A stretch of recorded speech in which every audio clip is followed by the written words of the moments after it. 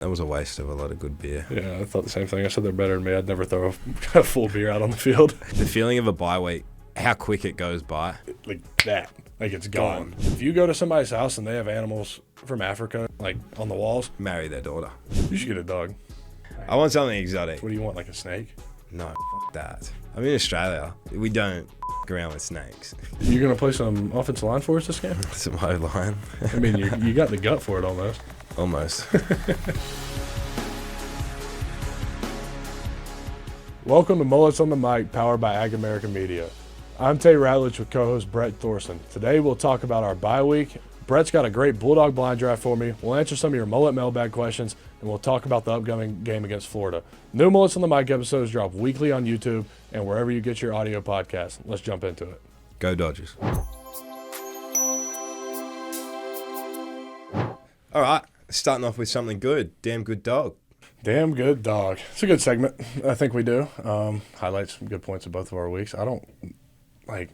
I guess my week would probably just get back into the groove of things, starting to be able to do more things now with my ankle. It's starting to feel better. So that's always a plus. That's probably like the little things you'd take for granted, wouldn't you? Just walking up and down the stairs. The worst is when I had my Liz Frank, the worst part about only having 1 foot is showering. Like, it is by far the worst thing. Did you have to bag it? Like, not with this one because I never had a cast. Yeah, you put the old paper bag in the shower around it. Yeah, right? I had a thing. I called it my foot condom. It was it's like this big bag that had like a really tight rubber top to it, and it squeezed the shit out of my leg. But that was with my Liz Frank because I had to wear a splint for like 6 weeks, I think it was. You missed it. I thought that was really funny. I said paper bag for the shower. I personally thought that was hilarious. I kind of went over my head. So yeah. Did you? I know they have is that the actual reusable one that they give out in the training room, and it has the rubber band? Yeah. They suck to get on. Yeah, they're awful. Especially when you have a splint that's like an ace bandage on the outside, and you just roll it up every time you try to put that thing on. But and it's already hard enough to fall while you're on one leg. The arm one is big enough. The leg one would have to be massive. Yeah, the leg one's huge. Yeah, it's massive. But I invested in a shower stool, and I kind of really like it, so I got rid of it. What do you mean you invested? Is that like Amazon just show up at your door? Yeah, show up at my door, put it together, put it in the shower. Fair. Good to go. I mean, I remember when I had my Liz Frank, I had a walk-in shower, so it was easier than having an actual tub. Yeah, that's a huge American thing. In Australia, I feel most showers are walk-in.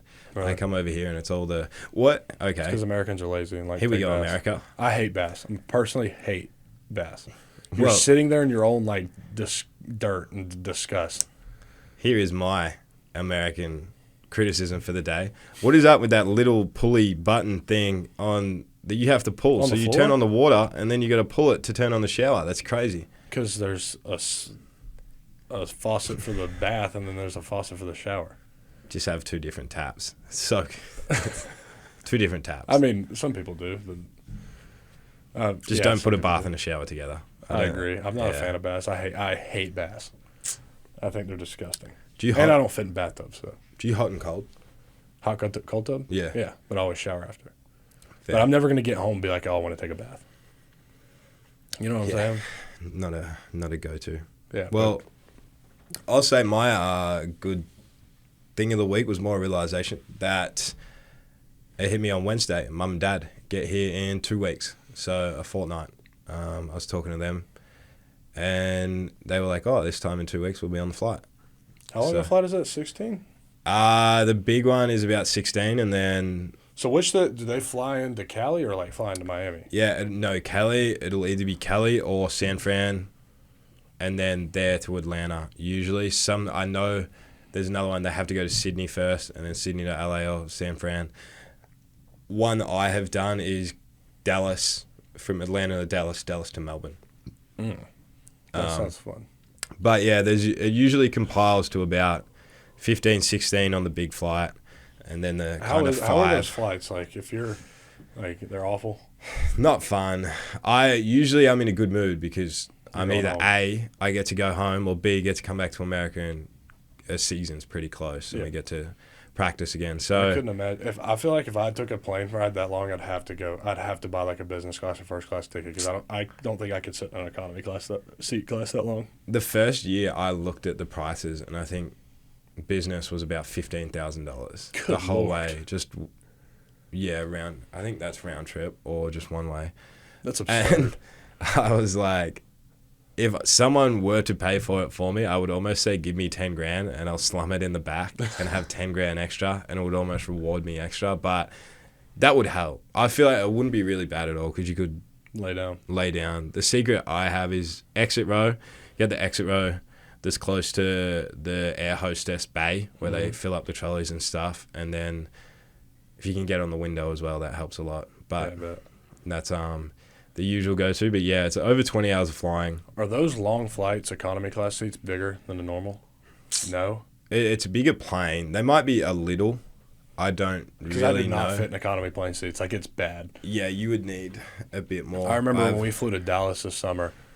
I don't remember what we flew, but it was like first come, first serves on your seats because that was the only flight that had somebody that that was flying at the time we needed to leave. And we got there late. Like, I'm talking like if the flight attendant wasn't late, I don't think we would have gotten on that plane. So there were 4 of us, and they're all offensive linemen. And all of us were sitting in middle seats. Oh. I remember, like, there was some older lady next to me and then some guy, and I'm just sitting there, and they're both like this, hiding from me. I accidentally let someone book my flight on my first trip home back from Australia. So, obviously, I get back after... By the time it's all done, with traveling to the airport, waiting at the airport, layover and stuff, it's about 30-plus hours of traveling. So, I'm coming back, getting ready to train. I want to feel good. I don't want to feel like I've been pressed in a seat. I let someone else book my seat, pick the seat, and they thought they were doing the right thing by picking an exit row, but it wasn't the regulation exit row that gives you the actual leg room. It was just an economy plus, but it had the same color as the exit row. So, the economy plus really isn't that different. I think it's a little bit of extra padding on the seat. And I got put between about 2 6'4", like 280 to 300 pound men. And I was in the middle for 15 hours. I would have been pissed. I would have been pissed. I've been humbled a lot on that flight home. It's a very humbling experience. It's probably good for me. What's the time change? 14 hours in front. So right now, we are filming this on a Thursday night. It's Friday lunchtime. Huh. So, yeah. No, very humbling experience. And then I've told you about when the girl was in my seat and I jumped up a row. Yeah. So, yeah. Yeah, that was a bad deal. That'd be in the trenches sort of moment. So, speaking of that, anything bad this week? Anything bad this week? Oh, having to just be at the facility early to eat breakfast. Breakfast Club? Yeah, Breakfast Club. It's never fun. You're in Breakfast Club? I am. You wouldn't be able to tell, would you? What is that? I guess for our listeners, Breakfast Club, there's prescribed weights that the boys need to be at, and believe it or not, there's more people that need to eat more food than necessarily lose weight. Cardio club is not fun either. Yeah, I wouldn't want to do I'd rather cardio show up and club. eat breakfast than show up and run. Yeah, I think I'm closer to cardio club than I am Breakfast Club. I'm definitely not in Breakfast Club. But it happened like the week of surgery. I didn't eat that much. Like I just was never hungry. You wouldn't have an appetite, especially with how many calories you burn at practice. Yeah, that's what I'm saying. It's like it just threw my schedule completely off. Like usually it's like I'm like at practice I'm burning X amount of calories, so I have to refill that. And then when I wasn't practicing, it was just like, oh, I don't like have to eat. My body didn't feel the need to eat, if that makes sense. Yeah, especially I know everyone's different eating before or after working out, but a lot of people aren't hungry after they work out. So I cannot eat before workouts. I just can't. If I eat, I have to eat a good few hours. I want to eat because I find if I don't eat, I have no energy. So I'll be doing something regulation like 10 push-ups, and I'll be dying. That's probably just me in general, but that's just being a specialist. But yeah, that's just my lifting ability. But like, about 16, like, I'll just specialist. Like I look over and see y'all during workouts. Just like I remember y'all the other day, y'all were making circles on the slide board. Do it in a push-up that's position. really hard. That's tough. Yeah, but like. But it's different. Would you rather be benching heavy weight? Not heavyweight. I would rather bench my percentage. Not quite, no. What are your maxes? Tell me what your maxes are. I don't try to push past a comfortable max. Really? I haven't. I don't know. I know I was doing. I think I maybe do 275 on the bench. I did 265 a few times. Like, it depends on my mood. If I get in and I feel okay, let's So put what's in your some bench work. max? I'd say about 275. Squat? Because I don't even know pounds. Maybe, what's 3 plates? 315. Could maybe do a little bit more than that. I'd You try and, big cleaner? no. I love 225 is the highest I will ever go on that. I love cleaning. I love it. Why do you love it? It's I don't know. So an my dad, Olympic lift. my It's dad not- was, well, it's like the best lift for offensive linemen because it's all I about guess explosion. technically, yeah. But my dad was a strength coach my whole life. So Okay, by the yeah. time I could walk, I was in there cleaning, benching, and squatting with PVC pipes, just doing the form. When we joined Pro Kick, we go to a trainer, and none of us have ever lifted any sorts of weights, ever. When you grow up, you do core work and running. You run for AFL. We did boxing one year, but never lifting. Our Boxing's lifts, hard. yeah, That's our good cardio. I remember Chaz took Incredible. me upstairs and put me through a boxing workout, and I was about to die. boxing is awesome. It's like your arms just after it feel jacked. I know we talked about wrestling last episode, didn't we? We did. I know we talked about like the sport itself, but like wrestling shape is a The different kind of conditioning? shape. Yeah. Like the conditioning you do for wrestling is intense. That's what boxing was. We worked up to sparring at the end of boxing. The last week we had, you were sparring. And they were just preparing us for, I think, 3 rounds. 12 rounds of 3 minutes would be insane shape. Yeah, I'd die right now. Wrestling would be obviously worse. You're using everything. Yeah, because to your body's tensed up and Yeah. you're fighting at some point. So, yeah. What I was saying, when we get there, none of us have any knowledge, any ability whatsoever. And power cleaning is one thing we slowly got incorporated. And I remember day one, I think we put, I'm trying to do kilogram translation here, 135 was the heaviest I ever saw someone go in Australia. And we get over here. I did it like a couple times before getting to America. And then once I got to America, the warm-up weight was 135. And I look around. I'm just like, I'm not ready to tell anyone that this is the heaviest I've ever power cleaned. So I'm just going to do what they tell me to do. Power clean's my favorite lift. My form has always been like really good. Good thanks form to could my go dad. a long way. Oh in yeah, that good. Like I get up a lot more weight just I think strictly off form. Yeah. But I've seen a lot stronger guys. Like I've seen people reverse curl, like not like have any form, just reverse curl heavyweight. I'm like, if they had good form, Yeah. it would be insane what they could power clean. You do see some shocking power clean techniques on early kids that get there. Obviously, the coach was work with them pretty well. My best friend in high school, he came from a football program. I don't think he lifted that much. If they did, they didn't do power cleans. And he had the worst power clean form I've ever seen in my life. Like, it hurt me watching it. Like, it was bad. And if he saw this, he knows exactly what I'm talking about, too, because it was awful. Yeah. That's, I guess I might be oblivious to how I power clean. I just want to look like I know what I'm doing. I don't care about the weight because I've seen other people that have no idea. I was like, wow, you almost feel bad. But you see someone, I remember getting here and watching 210-pound linebackers put up 3 plates on power clean. And then you're sitting there like, damn. Greatly confused on how that works. So, impressive. I hate deadlifting. Deadlifting is number deadlifting. one. I hate trap bar deadlifting. I'd rather straight bar deadlift. Which trap bar is supposed to be a lot easier, but I'd rather straight bar. Yeah, no, 0 deadlifts for. Really? I get mad. I mean, I guess you're a specialist, so. Anything bad for me? Well, we just had a bye week. And, okay, if I say what was bad, the feeling of a bye week, how quick it goes by. Oh, my. I mean, like that. Like, it's gone. I was trying to do nothing on Saturday, just nothing. Watch football and rest. And Peyton conned me into 9 holes of golf. So, obviously not that strenuous, but it makes you really strenuous on the Saturday. And so we obviously left on the Friday. So then by the time you kind of recovered from the lift, it's Friday, you're like, all right, good night. Wake up Saturday, and then Sunday, as soon as you wake up, you're already wired into the Sunday night lift. Yeah, that was like Friday, cool. We got that workout, and I'm done.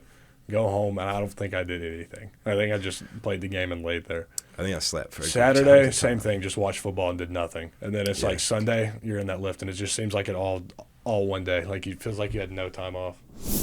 Blind draft time. It is. I think it's your turn. My turn. Where's this? So the topic, obviously, we know you're an avid hunter. Mm-hmm. Top 5 animals to hunt. Mm-hmm. I'm going to give you a list. With respect, I'm not throwing drafts in there. don't really want to see a draft go down. If you need giraffes getting shot, I got a video. They have to pay a ridiculous amount of money to do that. To go over to Africa and kill animals it's a lot of money to get them back. Yeah. First, you got to pay to go kill them. Then you got to pay to get them back, which is very expensive. Like if you go to somebody's house and they have animals from Africa in their like on the walls, yeah, marry their daughter. A lot of money. All right. So top 5 animals to hunt. You're going on hunting trips. So number 1, a bison. A bison. That'd be pretty cool to kill. I feel like 3. Okay. I'm gonna go 3. Keep it. 2. Be safe. A moose. A moose? Big So old moose. here's the thing about hunting moose. You have to walk a really long to kill moose, you have to go out, and you have to walk out, kill them. It's with a bow. You bow hunt moose. And after you kill them, you have to skin it right there.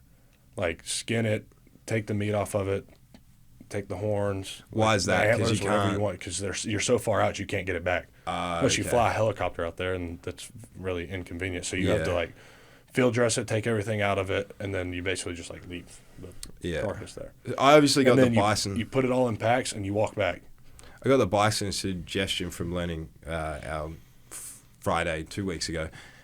If you do kill a moose like that, are you in threat of wolves and stuff coming up while you're cleaning it or whatnot? I mean, I'm sure there's a potential. Yeah. But yeah, probably. But usually if you're out that far, you have self-protection. Okay. A grizzly bear, big. I didn't even rank the moose. The moose was gonna go at 4 anyway. Just because I'm gonna put a bear at 2. I've always wanted to kill a bear. Yeah, brown bear, big grizzly brown bear up in Alaska. That's where I can go up to Rabun County and kill them. They're not big. They're the little friendly black bears. Yeah, I mean, friendly, I'm talking the big fuck off ones. Yeah, I would want to kill one of those pretty badly. Yeah, okay, that's my 2. I have a 1. I don't think you're gonna give it to me, but you have one animal, that you know. That's my number 1. Well, it might not be in the draft. Well, if it's not, then I'll have to live with it. Okay, we can talk about it at the end then. I've named 3, so I'm up to 4. Number 4, a camel. A camel? You know the video you showed me? Oh, yeah. So the video he's talking about, I guess in Australia, camels are like hogs here. No. Because it's an invasive. They're in the middle. Are they an invasive only in the species, middle, kind of? In some parts of Australia? They're just there. Because this guy I'm watching videos of has an absurd amount of camels on his land, and he literally just rides around in a car and just shoots them. I've personally never seen a camel in the areas I've traveled or lived. So they're in the middle where no one else really is. Really? Okay. Well, he has an absurd amount of camels on his land. He just drives around and shoots them, pretty much. So I'm going to put a camel at 5. I don't know how I feel about killing a camel. Okay. Number 1, a kangaroo. That's a great number 1. I think I'd want to kill it with my hands, though. Those things go. They actually fly. Okay. Well, if it's... Oh, I've chased them on the motorbike going at least 40 to 50 miles an hour. I love seeing the videos of kangaroos hitting people. Those are my favorite. You've seen the ones in the car, how they jump out. That's what they're like. They kind of can just turn a 90-degree angle. I'm going to go find a video. What's your number 1? Turkeys. Turkeys. You and your turkeys. Turkeys are fun. Elephants are my favorite animal. Those things are expensive. It's the ivory, right? The tusks. I mean, if you're killing them to bring them back, you're not killing them for that. People just cut the tusk off for that. Yeah. But yeah, turkeys are my favorite animal to hunt. Oh, there you go. There you can click play. That's our farm. Oh, shit. You are chasing kangaroos. Yeah.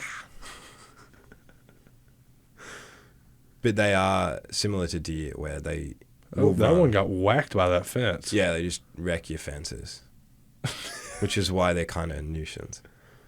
You need a permit to get rid of them, though.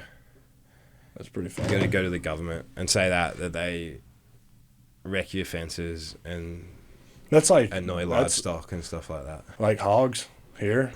Hogs destroy like crops and stuff, so you're able to kill those year round. Yeah. But like deer conservation, like if you have too many deer on your property, like you can go get a conservation permit and kill deer year round and not be a problem. Like you can just like kill them as many as you can.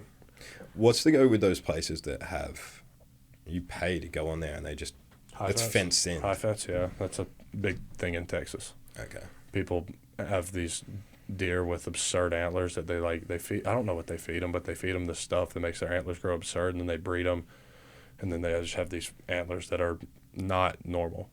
Do they pretty much have to lock them in for have an 8-month low point and then be open for 3 months and just make their money off that? Yeah, people go out there and pay a lot of money for some of those animals. But then there's people that have African animals in America. So instead of going to Africa, you just go kill one here. I met some people that had 2 African tortoises. I thought that was pretty sick. Where? It was in Florida. No. How old were they?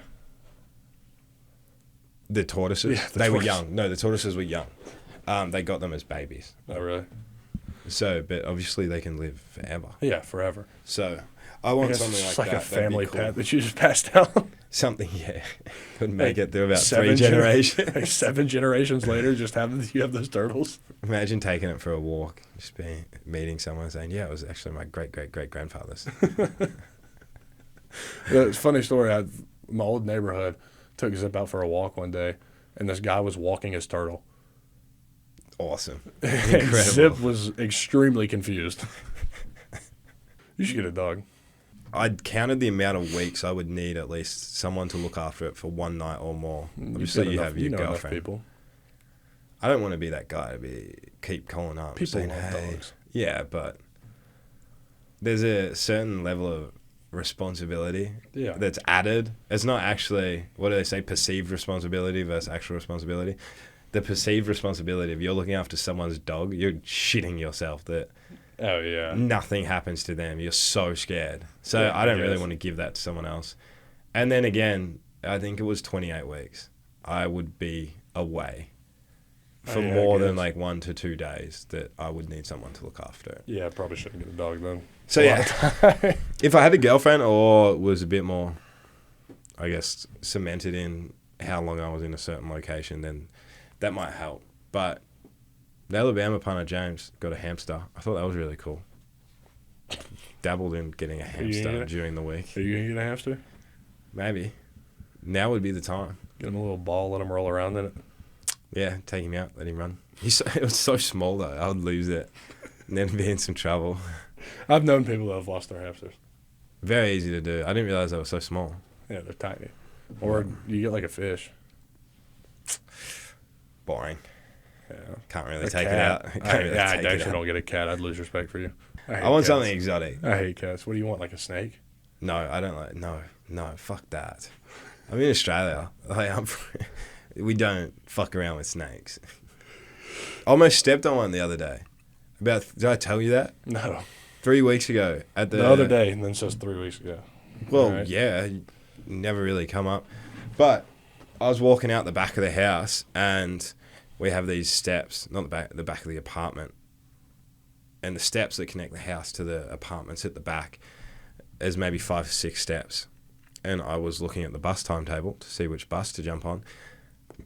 And on my 3rd step, I put my foot down, and as I look past the outside of my phone, I see a long, black, shiny snake just fucking and take off into the bush.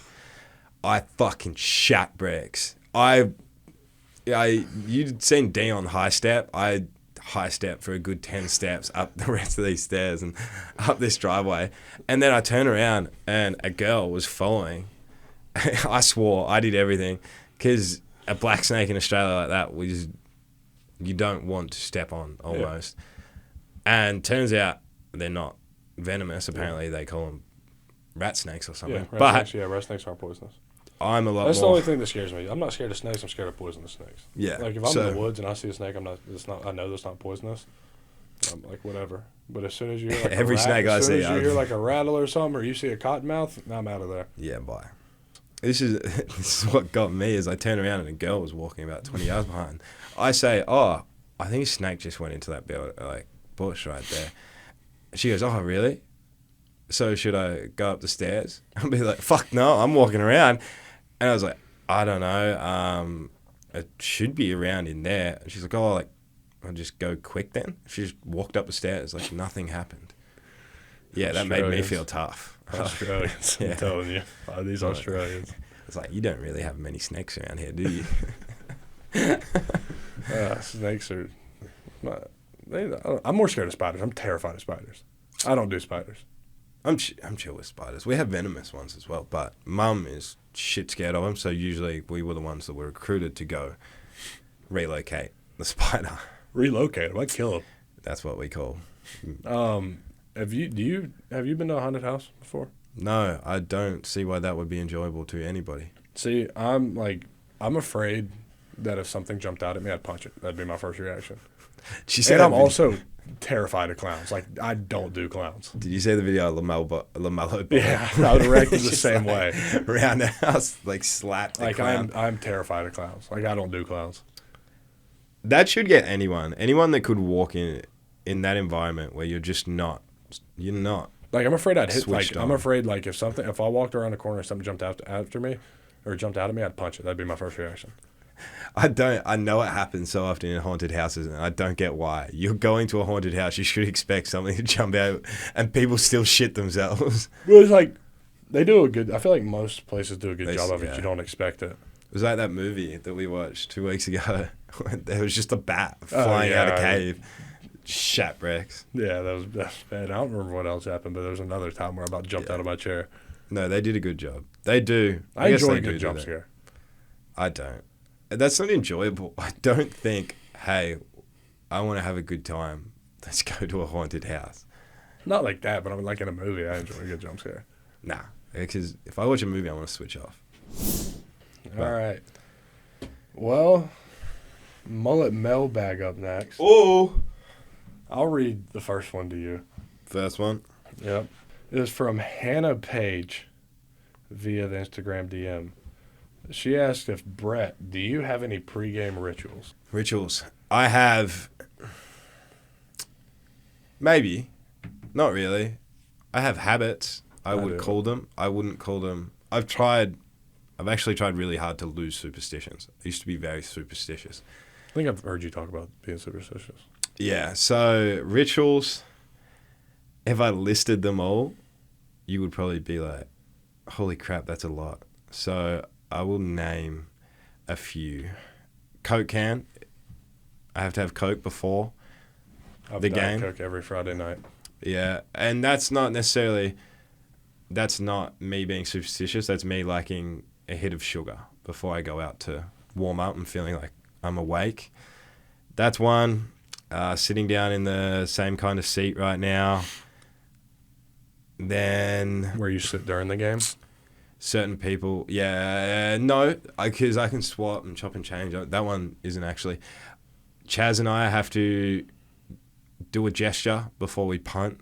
What's the gesture?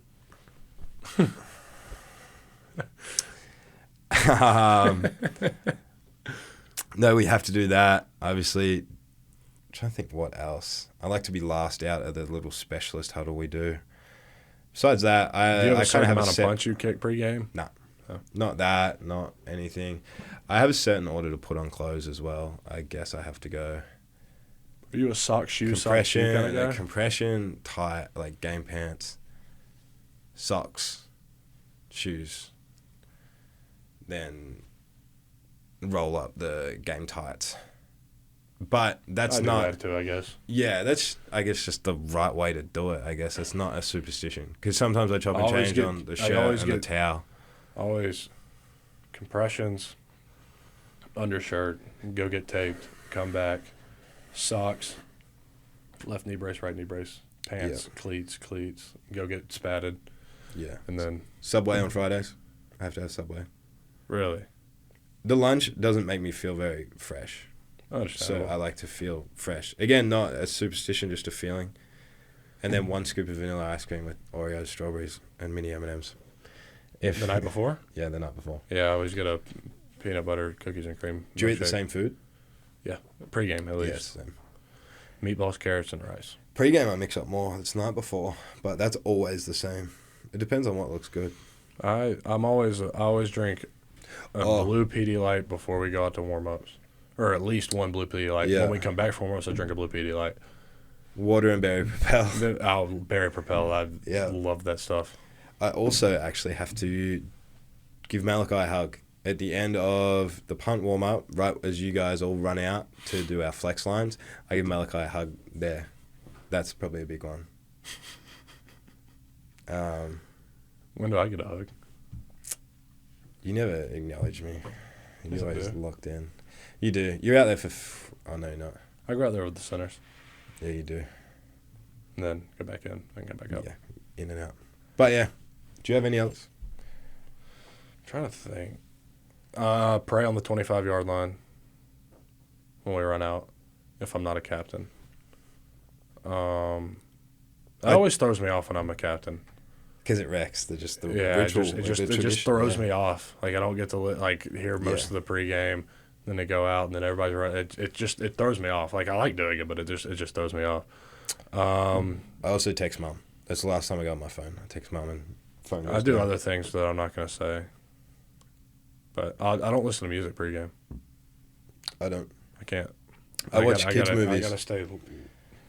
I watch Frozen and Up and stuff when we're on the bus and in the morning of. Really? Just switch off completely. I like to stay calmer before games. Yeah. I'm not a huge get amped up, ready to kill somebody kind of guy. I get like that on my own when it's time to go, but I don't want to be like that too soon. I want to be able to think. Mentally tired if you're just so juiced up, ready to. Yeah. All right. I'll take the next one. So thank you to Michael Kiesling via the Instagram DMs also. And he says, Tate, if I were to send you a jersey, would you sign it and send it back? You're my spirit animal. Huh. Yeah, I'll sign it and send it back to you.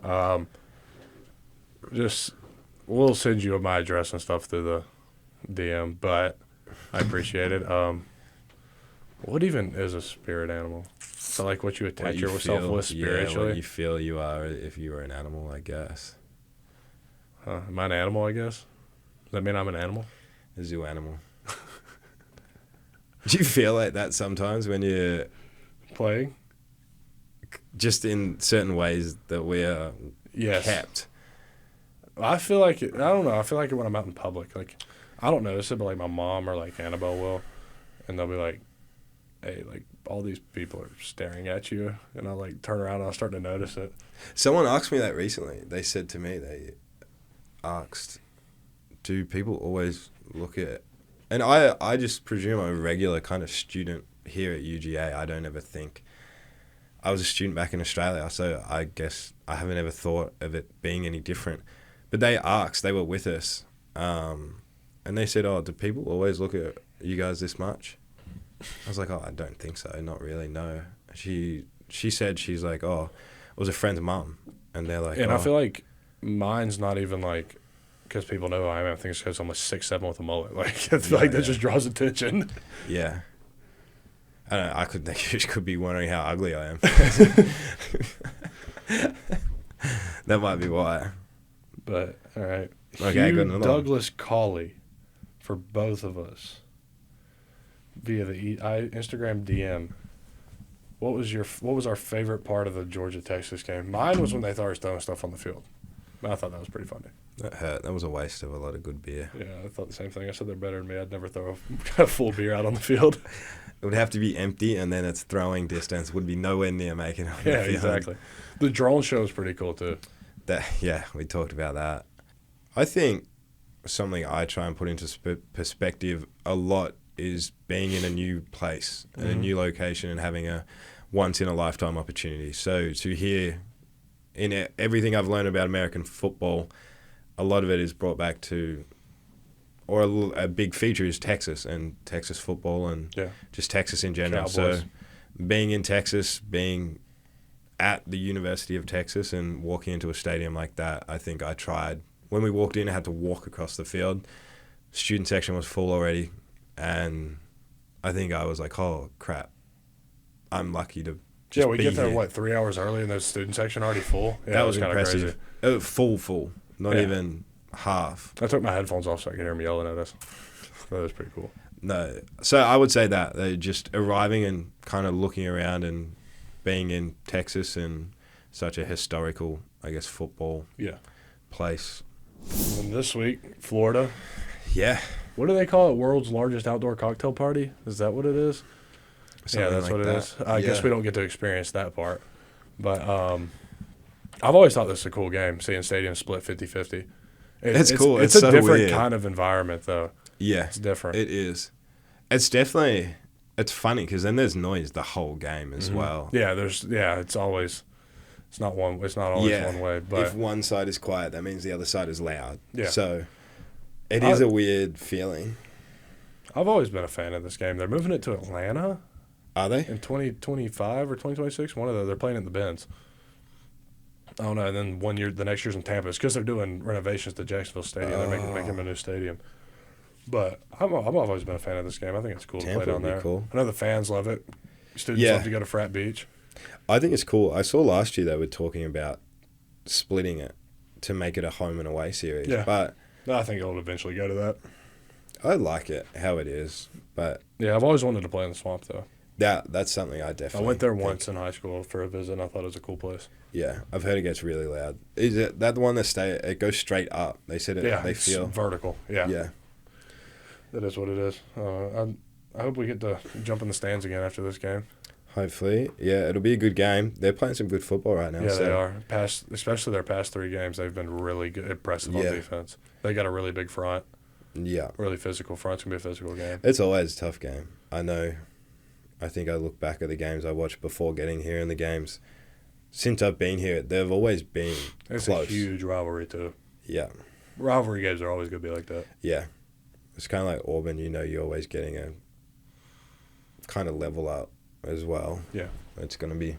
So, obviously, I can't say I'm going to strap up and go hit someone, hopefully. You're going to play some offensive line for us this game? Some O-line. I mean, you got the gut for it almost. Almost. About a few beers away. 2 or 3 beers away.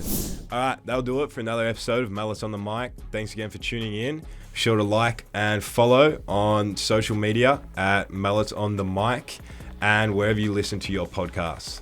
Go Go Dogs. Dogs.